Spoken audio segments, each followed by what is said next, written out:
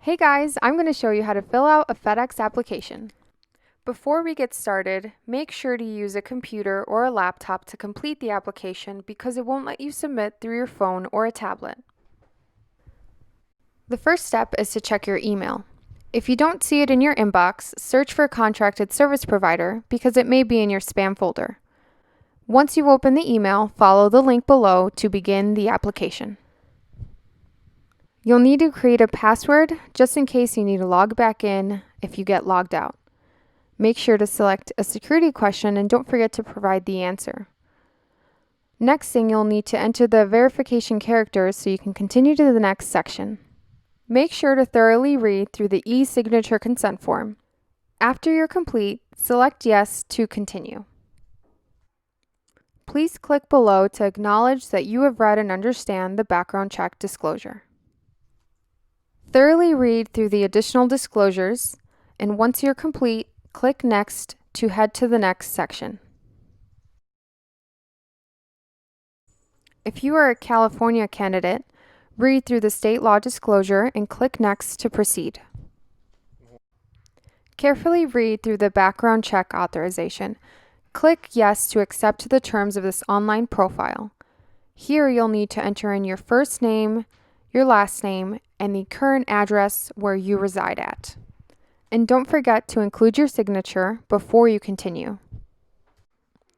Under the Personal Information tab, include your Social Security number, your first and last name, include your date of birth, primary phone number, and email address. If you have used another legal name, include it in the alias section. If you have not, select No to continue. Continue to the driver's license section.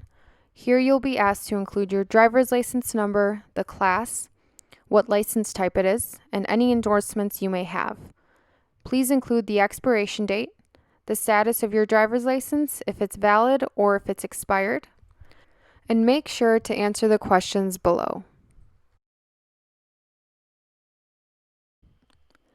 Next, you will include your most current address.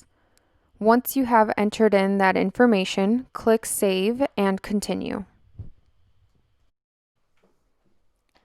Under the Criminal Information tab, select Yes or No if you have ever been convicted of a crime.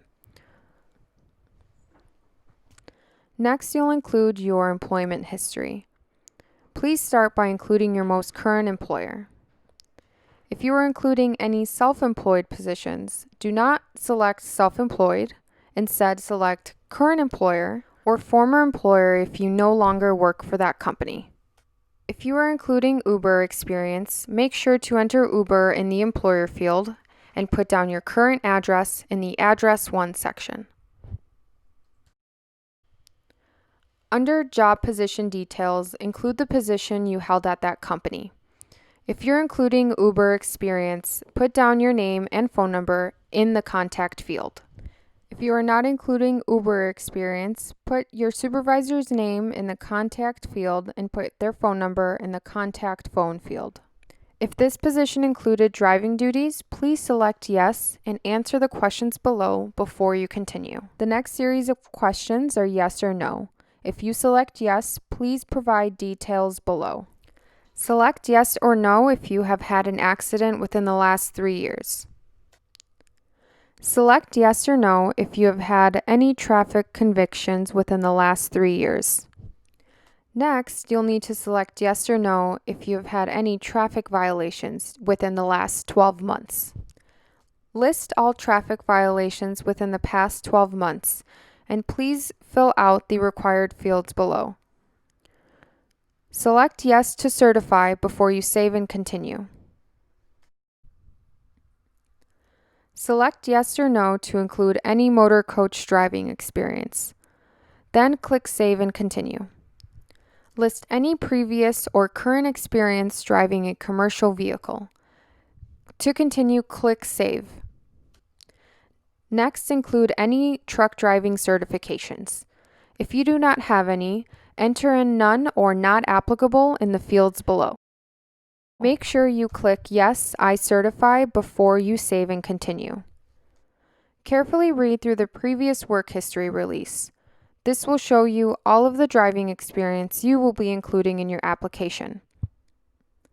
When you're finished, click Yes, I certify, then select Save and Continue. Read through the final acknowledgement and click Yes, I certify to submit your profile. Then move on to the next tab. In this section, you can click to download your copy of the consent form before you continue to the next section. Here you can review your profile and make any corrections as needed. For example, if you did not include enough experience, you may need to include additional employment experience dating back 7 years.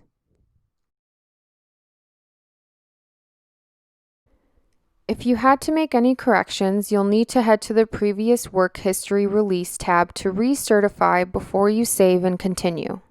The final step is to review your profile to make sure you have all the green check marks so you can submit your application. If you have any questions, please contact First Advantage Customer Support Line. And thanks for watching!